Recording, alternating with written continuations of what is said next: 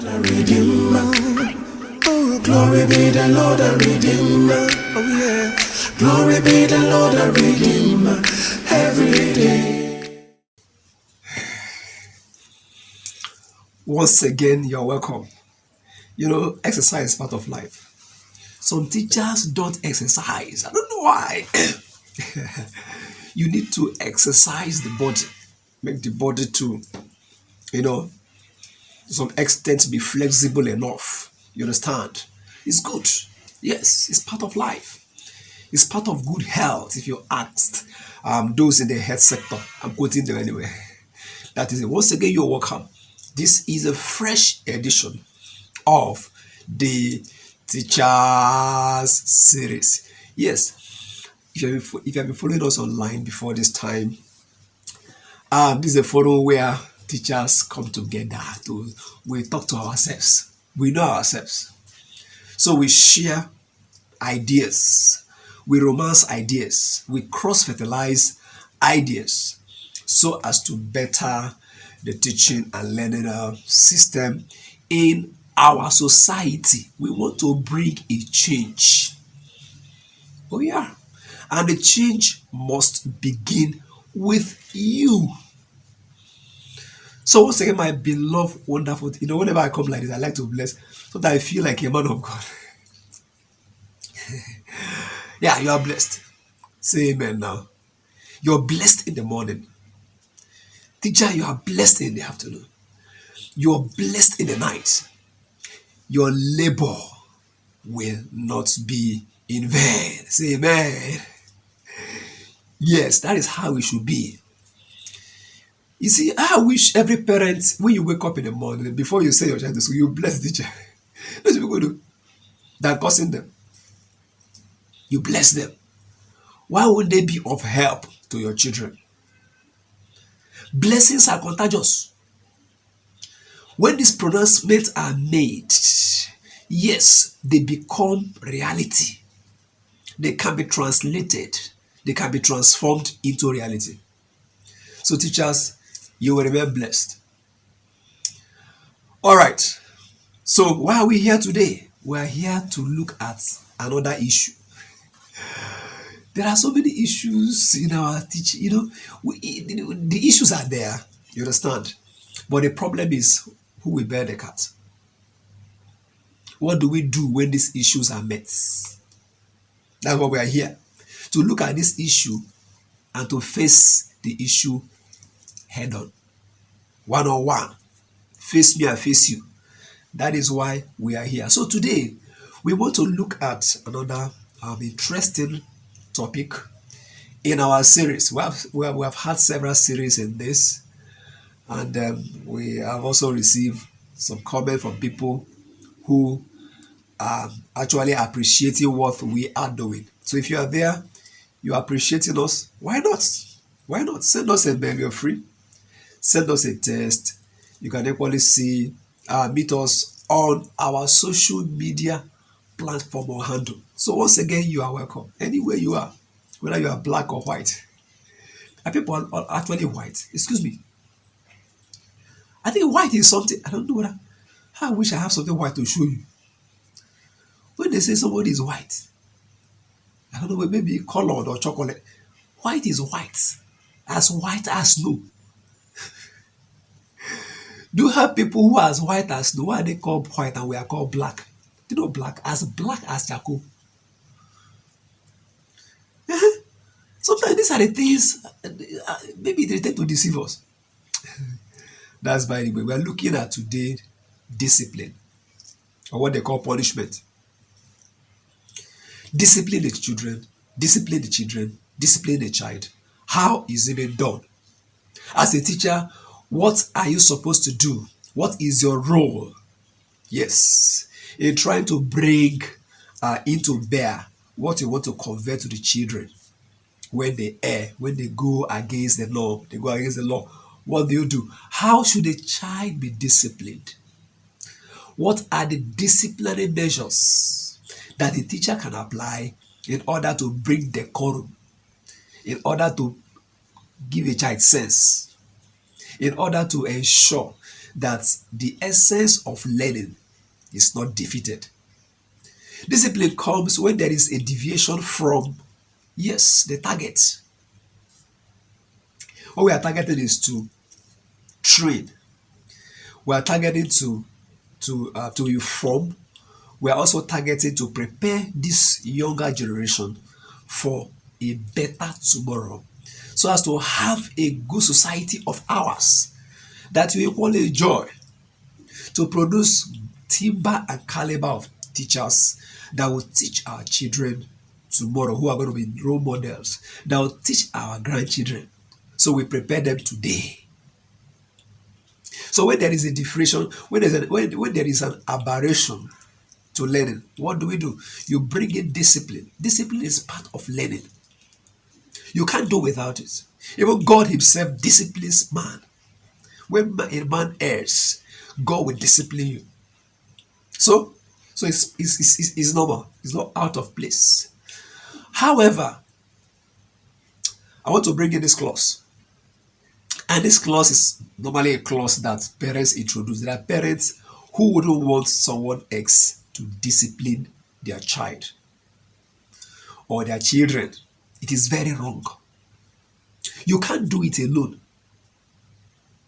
These kids, they spend close to 8 hours with teachers every day beside weekends and holidays. So the chunk of their life, yes, a better part of their life is spent with the teachers.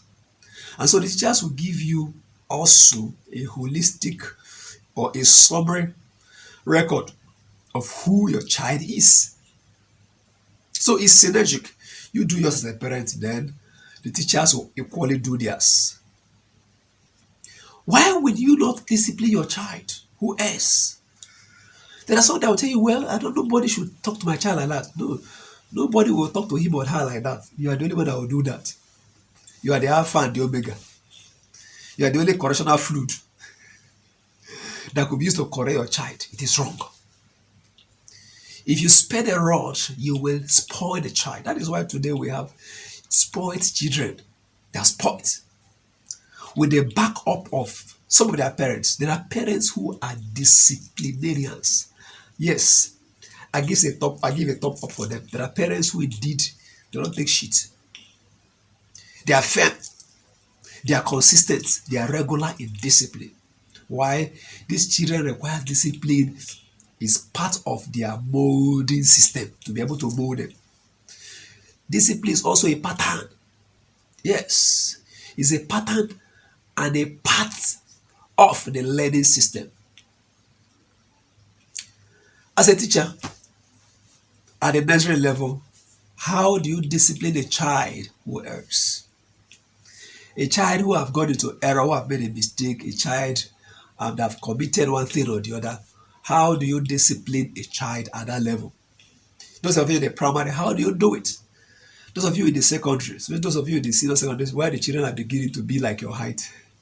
So they're even bigger, taller, more energetic than you do. Yes, disciplining measures differ based on the age of the child in question. Now, for example, when the child misbehaves, a little child, perhaps 2, 3, 4, 5 years misbehave, what do you do as a teacher? It depends on the level and dimension of misbehavior. There are some you just need to give a caution. Just a caution, don't do that again. Hey, Lillian, stop that, don't do that again. If you do that, I'll spank you. And you mean it. Don't give empty threats. If you try that, don't give empty threats. I will do this, I will do that. At the end, you don't do anyone. So parents do like that. If you do this, I'll cut off your head. What the child will do is where's the knife? Cut off their head now. Why discipline is a matter, and also a matter of concern, and a matter that we should be conscious of. Before, let me say the olden days, to the time of our fathers, our founding fathers, there were measures that were employed to discipline, and it works at that time. It worked for them. Our fathers at that time, they are very strong. Somebody going to school with trek 3 kilometers, 5 kilometers on the road, going and coming back. All their veins, all their arteries are very strong. And so they can withstand cane 24 in their buttocks. And nothing will happen. Don't try it now. Don't try it now. In fact, most of our children at this time, some children this period, you see, sometimes a teacher will enter into trouble where you are trying to correct a child. Yes, people will leave the problem and start facing you. You can try to correct a child, and then in the process, the child is injured. In the process, a child dies. Yes, we have had issues where the child was flogged and the child fell down, fainted, from fainting to coma. From coma, it was recorded death. Of course, you are a mother already. What do you do? That is why we have to be very careful. You know, so many people today you see on the road, some people are on life support. I'm sorry to say that, but it's true. They are partially, you can't tell that they are alive. In fact, the thread, the bar holding their life is not up to, it's already blinking. They are looking for what will not push them. Even breeze. You know, death will always look for something to lay hand upon. You say, it was, even when it is already obvious person dying. No, it was because of this XYZ. There's something dead we want to lay hand on to take a person away. And so it mustn't be you as a teacher, as a caregiver, as an instructor, you that have been assigned to help these children. When a child errs at that level, I said it depends on the dimension of the mistake. Maybe a child pushes another child and the child falls. What do? Do you carry a hammer? So look, the kind of stick they carry at that level. See, those children require small. There are canes you use according to their size. Small cane to discipline them. Yes. When you are studying before kids at that level, please don't carry cane, big canes. Except the one you're using to point on the board. Say this is letter A, this is letter B, this is how to write this. Apart from that, please don't carry. There's no need to do that. You scare them. These things scare them. So depending on what the child have done, maybe a child had to bite another child. Is it bite or beat? I want to use the word, but you don't understand. As in, you understand? Another child. What are you supposed to do as the teacher who is in control of the class at that time? Don't use bad words. It is not advisable at all to speak bad words to a child in terms of calling child names. Say you look at you like whatever. They don't use any word here, but you know the names you call the children. Don't do that. See your big head. See your big eyes. Get out. Don't do that. Don't use such. You know you are teaching them. You're training them, and they are quick to capture these things. In the same manner, the same way, they will do exactly what you are doing, and they will be saying exactly what you're saying. That is why it's dangerous for you as a teacher to give a child a wrong signal. So when a child commits a crime, you punish the child according to the level of the crime and according to the size of the child at that material time. Now, when punishing a child, what do you look at? Number one, you have to discover what scares the child. Start from there. There are children who are not afraid of. You carry kid. Yeah? You flog. They do as if they are crying. You flog. Immediately you stop flogging, the tears are off. There are some just 2 kids, they cry, and their eyes, they cry. Auntie, I'll not do it again. Auntie, I'll not do it. You see them sincerely, they are repenting. They are two different things altogether. There are people that their parents have spoiled them. We have what to call abuse of discipline. You can abuse cane. You can abuse correction. Quite very possible. Where a parent or somebody will just use pepper. Say, we need to pepper the child. What happened? That your child so much derailed to a point where you need to mix pepper and ginger. Now ginger the child. Yes. What happened? Where did it go wrong? What was the missing link? These are things you need to trace. By the time you discipline the child to that point, that height, instead of correcting the child, you end up making the child hardened. Today we have what we call correctional centers. You know what I mean by correctional centers? It's meant to correct. It's no longer meant to discipline, it's meant to correct. Yeah, correctional centers. You are there, the aim of the discipline is to correct the child. Nothing else. So that such mistakes or such error will not be repeated. And for others who have not done same or who intended to do same, to learn, to be afraid. This was the era of pepper and ginger. This was the era of turn your back. Oh my God, some people can be, yeah. You flog somebody. You also will say remove your shirt on the bare back. Are they animals? Even animals will quarrel with you. When Bella was hitting the ass, I was okay, stop nonsense. Okay, stop that. What are they with you? You see, there's a limit you push a child. The child will fall back, will revolt back, will fight back, will become more wicked, become more hardened. And what you want to achieve, you will end up doubling it.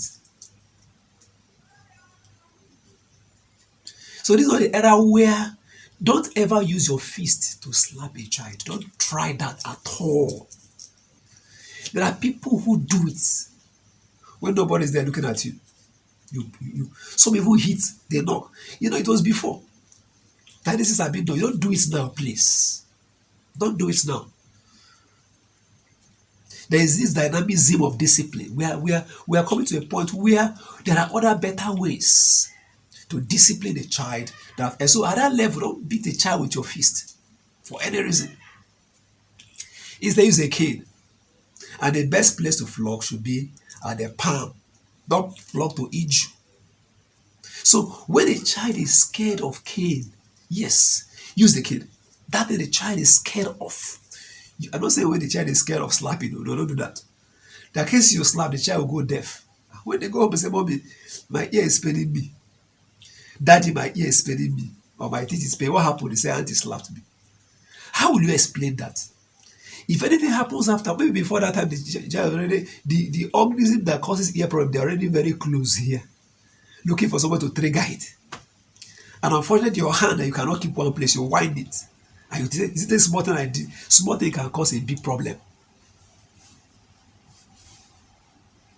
So they report it to their parents, and the parents will come, of course, to the school, and that would be a very bad impression. Come to the school, they wouldn't want to know what happened. They are after, why must you, even me as a father or me as a mother, I've not done that to my child. That's what they'll tell you. I've never slapped my child before. Why must you raise your hand? For Christ's sake, for these little children, don't do that. Why must you raise your hand? To try to slap a child physically is never acceptable in the teaching and learning system in this 21st century. There was a time it was acceptable, a time where corporal punishment is acceptable. For now, it is not acceptable. Please don't do that. If you are doing this secretly, one day to expose you. One day, it will expose you. So don't use your fist to beat the child. No, when the child is scared of cane, use the cane. Bring that cane so the child gets scared. At the point they begin to beg and say, please, auntie, I won't do it again. Spank a little bit and then withdraw the cane. There is something we'll call disciplinary threshold. It's like an elastic band. When you draw it, that will come, you get to a limit, it will just cut. So when you are applying that measure and the child is crying, don't keep flogging the child until he or she stop crying. See what I mean? He has been shouting and begging. At a point, the child now, summon courage and keep quiet. You keep beating. You have exceeded the threshold of discipline. That discipline becomes an abuse. You end up hardening such a child. So anyway, he or she will go to tomorrow and they lift cane. Have you seen people like that? They just bone. Like in secondary. They'll give you their hand and they'll look at you that way. You flog 1, 2, 3, 4, 5, 6, 7, 8. And the other ones are hailing him or her. Odogu. Something went wrong. There was a time when this particular girl was scared of Cain, and somebody had to exceed the disciplinary threshold of discipline for that child. Every child has a threshold. Every child has an elastic point, an elastic limit that a discipline could carry. So at that point, when the child is already, you will sit down crying, afraid of Cain, you have to use it. Yes, you withdraw so that by tomorrow also, if perhaps the same thing happens, you raise the Cain again. The child will be used to that Cain. You will not get used to it. So when you get to a point where the thing is trying to you release it, release the child, allow the child. By so doing, you're able to maintain your value. You're able to stamp your feet and maintain qualitative discipline before the children. So some they don't like kneeling down. Raise up your hand and close your eyes. You watch the children, study them and know the one that is scared. When the child kneels down, he's crying and he's crying and he's saying, Auntie, my knees, Auntie, my nipple, Auntie, I'm sorry, Auntie, I won't do it again. At a point, you have to watch this child. When the cry gets to a height, the highest peak, it's like a graph. It gets to a highest peak. Please release the child. Because once it crosses that point, the child gets used to the kneeling. The knees become stiff. You have over-punished, like that. Yes. You have exceeded the punishment threshold for that child. It varies children by children. There are parents who have done that in terms of trying to go and draw belt. Some even draw, I don't know what they draw in their house. You beat and it will come, the child will not, so they don't even cry. And they can accept the beating to the point of death, they won't talk. How do you see children like that? They don't possess. You yourself, you have exceeded the threshold. At that point where you are lifting, you flog one, the child is saying, Daddy. Yes. There's a point where the discipline gets to. You understand that this is the height that this child can take. You will see it in the cry, in the tears. You have ears to hear. You see the child's reaction. These are children, they react. At that point, withdraw this. Allow the child. Give a warning. Don't do it again. So that you might be able to raise it tomorrow. Otherwise, that thing you wanted to achieve, you will end up not achieving it. Those in primary, the same thing. Those in secondary, the same thing. So, if there are measures you should take, that's a measure. Never discipline a child to a point that he or she misses a lesson. Don't do that. You are in a class teaching, and something happens, and a child misbehaves. Because of the child, you send the child out of the class, either to go and kneel down or to lie down. That's what this will do, to go and lie down on the ground. As if they're in the barracks where they're doing the military drills. Oh no. Yes, the child can actually learn. After the lesson, you have time to handle that menace. You have find time to deal with. That is why teachers are very creative. It depends on the person you are dealing with. So if he sets up your hand and he says, my hand is pain, he's crying. At a point, you listen to them, you have ears. Don't keep a child kneeling down for 4 hours. You will abuse that punishment. Give it time. Do it 1, 2, 3 times. That's all. They will get used to you. They will get into what you do. Nobody, they will even care. Highest auntie will do is to tell them to do that close, and they are used to it. There are boys you see. Go and see. It's because their parents do the same at home. They were some of these things occur in the house where the parents have already exceeded that threshold. So just teacher, you have to apply another measure. When you see a child is used to cane, don't use cane again. There are children you can discipline, call them love, use love to correct them. There are some you need to pet to correct them. These are individual differences. How will I be petting? Yes, you have to do that. Pet them. Pet them, talk to them. The people that way you talk to them, they become very sober. There are some you may give assignment to go and copy. See, there are many ways to kill a rat. A child disturbs you, okay? This child doesn't like to write too much. Give me a work and say, go and copy this for me. Look at this. Write this thing from beginning to the end. He or she is writing it, is crying. He's writing it, he's feeling the pace. He's telling you, I will not do it again. Please forgive me. And he's telling you, fine, that's the correct. It means that is the correct punishment for that particular child at that time. That's why I'm not going to give general punishment. Everybody the same thing. You come to a class and then they are making noise. You carry a cane and flog everybody. Everybody. Those are already used to it, they will just, that's a normal thing. But those who are not used to that are the ones that will be injured. Make them unhappy. Never inflict injury on a child, no matter how angry you are. Have self-control. Teachers must have self-control. Control the self in you. Control it. Put it under control. So you want to discipline a child, don't begin to calculate the things the child has been doing since 1 month. It was how you did it in January 2020, 2010. This is what we are doing when you were in nursery 2. You are JSS 2. This is people can't do like that. Discipline should not be cumulative. It should be based on simple interest. Yes, based on simple interest. Don't make it compound. Everything you are trashing it at that point. Don't allow it to escalate. Yes, I was saying, don't do that. And so, for those of them who are already grown, that who can fight you back, they say, we have seen where children they will hold you out on your thigh, hold you on your neck. You say you start begging. Where the hunter become the hunter. I'll forget this video I watched where somebody arrested.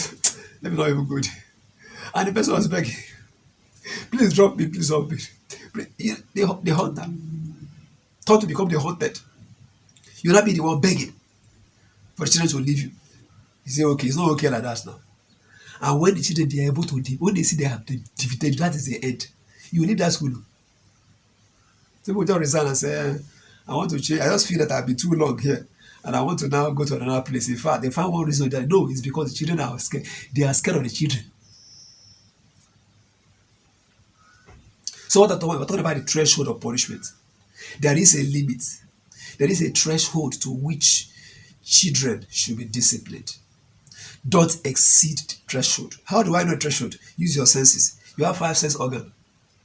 You can feel. You can hear. Except your own is not working. Go and borrow. You can feel, you can hear, you can see. Yes. The sense organs in your body should, as a teacher, they should all be working properly. The sense of sight, the sense of hearing, sense of smell, sense of feeling, they should be working properly. Not properly. If they are not proper, go and repair them. If they are proper, go and repair them. Go and repair them. Go and garnish them and make them look good.